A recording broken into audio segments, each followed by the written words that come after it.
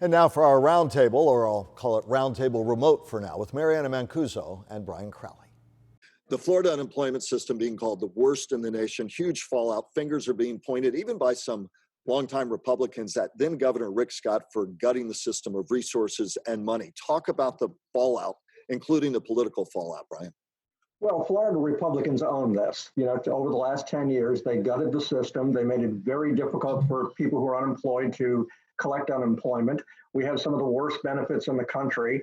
And now the system is crashing because they didn't want to invest in a system. They simply didn't believe in unemployment benefits. And now Ron DeSantis inherits what Rick Scott and the previous legislatures have done. But Ron DeSantis was also part of the Republican Party of Florida that accepted this idea of unemployment. So he owns it as much as Rick Scott does. Mary Anna, does this resonate in the fall? Yes, because in the fall, I think people are still going to be unfortunately out of work. We have not begun to see the ramifications of the economy as a result of this pandemic. And the fact that so many Floridians are waiting for unemployment benefits during this difficult time is absolutely atrocious. Governor DeSantis said it's a priority now. He's put a new man in charge. But again, as I'm reading this week, some Republicans are saying in an election year where people are going to start drawing lines from A to B to C, it certainly doesn't help the cause for the moment. This has been a little bit of the Republican Party philosophy about Medicaid and about a whole lot of things that help people that are in need. They've been very generous to corporations and to big businesses. And, now they're finding out that you need the fire department year round, not when there's just a fire. Is this a crisis that is a turning point in Florida for citizen voter expectation for what the social safety net should look like, what we're willing to put into that social safety net, what we're willing to put in terms of tax dollars to pay for it? How does it change the entire discussion for all of us from a health, employment point of view and for our Florida political class? Mary Anna, we'll begin with you on that one. Well, Michael, I think you hit the nail on the head, right? You're saying that there needs to be a safety net. And the reality is unfortunately, we're in free fall and nobody recognizes that there was no safety net in place. And now we're trying to put together something last minute with duct tape and hope that it works. And I think that this, unfortunately, has become a bipartisan issue where people are not working together. And people will not forget this. Oftentimes, the electorate has a very short memory, but this is something that is sure to continue as we move forward into November. Brian, do you believe it's a turning point in the discussion of expectations in Florida, where many people have flocked as a low-tax state, but this health crisis is changing the paradigm on all of our discussions? What is your early perception on that, Brian? Well, I think that a few things have happened that will at least cause some conversation. If you didn't belong for Disney World, for example, Walt Disney World, the first people they laid off or furloughed were those who did not belong to the union. And then to lay off the rest of the workers, they had to negotiate with the union, which meant those workers got more rights and more opportunities. A lot of people got unemployed, suddenly found themselves without health insurance. That raises the whole question of universal health care. And what do you do about people who, through no fault of their own, who have worked hard all their lives, but are suddenly out of work because of the pandemic or 2008? And it also says a lot about how, does government care about business, which they need to a certain level, or do they care about the individual citizens of Florida?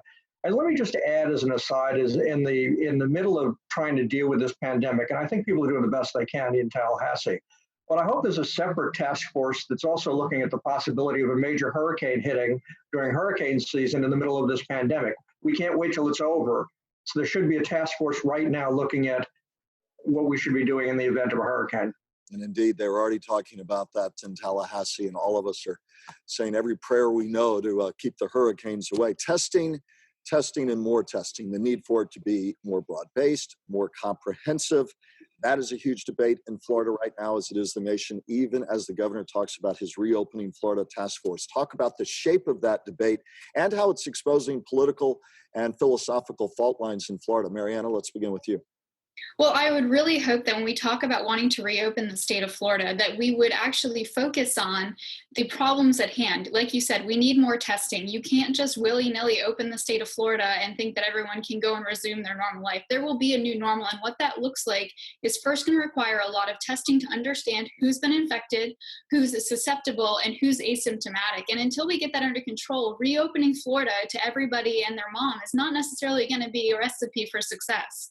And yet, Brian, we're seeing here and elsewhere around the country a very robust debate protest in front of many state capitals, or several, I should say.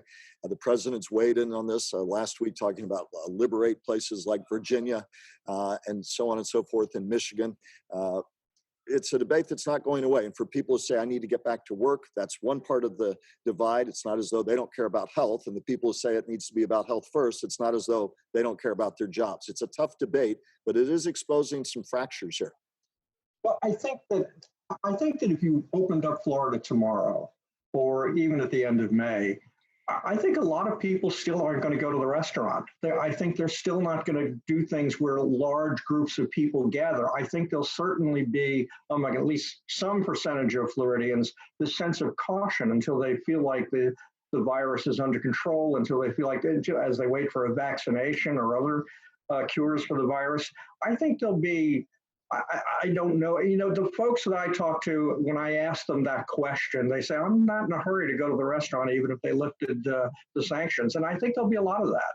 And indeed, polls right now suggest many Americans are saying be cautious, but it's a very fine line. It's a tightrope that is being walked right now. As you all are out and about, what's top of mind politically for you right now, Mary Anna, as you look now, as you look down the road, as you look at this as a test for leadership, and of course, what it will say about the shape of our politics in the months to come and as we point to November? In terms of what's top of mind for me is paying attention to what the experts are saying, taking my cues from their leadership. The reality is we have as a state and as a nation fumbled drastically and consistently as we've watched our elected officials struggle to come up with a response to this. And right now I'm focusing on paying attention to the experts and the scientists in this, and I would encourage everyone to do that as well. Brian, your thoughts. Again, I say it all the time. You have covered politics in the state for decades. What is your sense of what you're hearing out there? What's top of mind for you as the entire nature of the debate we're having about leadership, about politics, about who's in, who's out, about where we should go, how we do that, how we serve the communities? What are you hearing? What are you thinking? Well, there's been obviously there's, President Trump has been a bit erratic in the things that he said about this virus, yet the people who are very loyal to him, the polls, yes, I'm talking about polls as much as I hate them, that, suggest that his numbers haven't dropped all that much.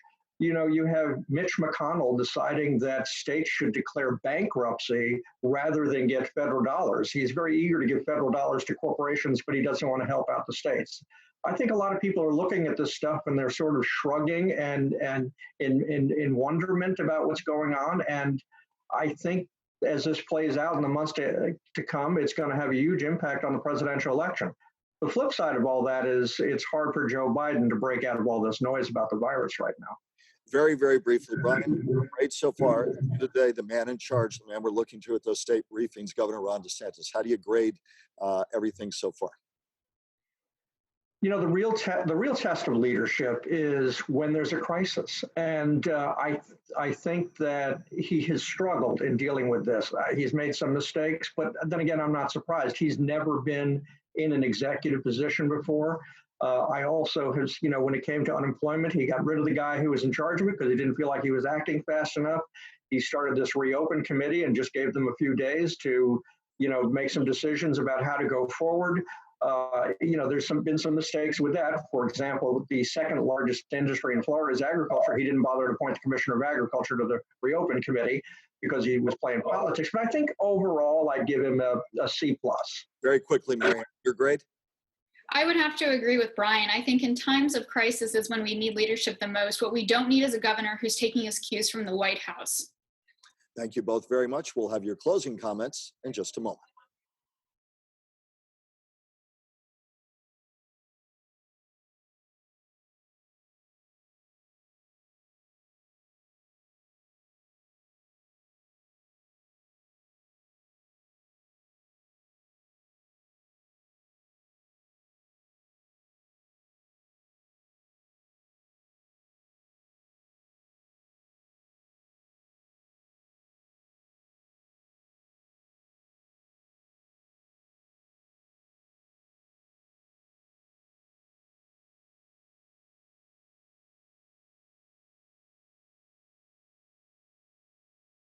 Back now, the Mancuso moment. Well, I just want to applaud Publix for purchasing the extra produce and milk from farmers across the state. And I'm just really happy to see that while it is always a pleasure shopping at Publix, it continues to be to support such an excellent company. The Crowley closer. Well, one really nice thing that's happening this month is in the next week or this week, my mother will turn 89. And 2 days after that, my brothers, they're twins, will be having their birthday. So congratulations to Mom, 89 and still kicking. We'll leave it on that very high note. And thank you both, as always, for being with us on the roundtable. Back in a moment.